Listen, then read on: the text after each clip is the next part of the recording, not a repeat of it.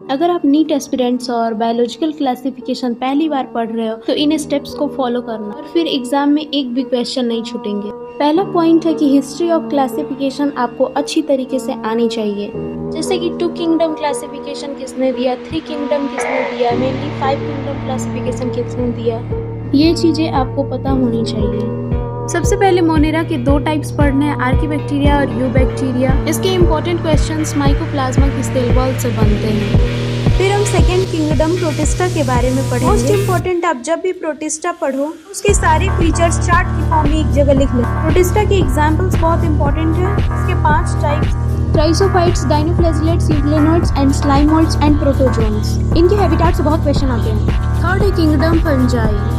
इसके 4 टाइप्स है, phycomycetes, ascomycetes, basidiomycetes and deuteromycetes. इन टाइप्स की mode of nutrition, habitat, cell wall, cell type, production जैसी चीजों का खास ख्याल रखना क्योंकि इन्हीं से क्वेश्चन आते हैं। Don't miss examples because examples भर भर के क्वेश्चन पूछे जाते हैं।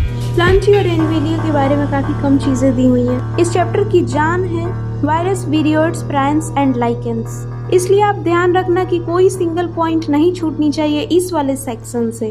Don't miss diagrams because this is highly important, खास करके बैक्टीरियोफेज एंड टीएमई वायरस के डायग्राम्स और सबकी डिस्कवरी किसने की और किस चीजों से की, ये टॉपिक भी हाईली इम्पोर्टेंट है। तो इन चीजों का ध्यान रख के आप इस चैप्टर में अच्छा कर सकते हैं।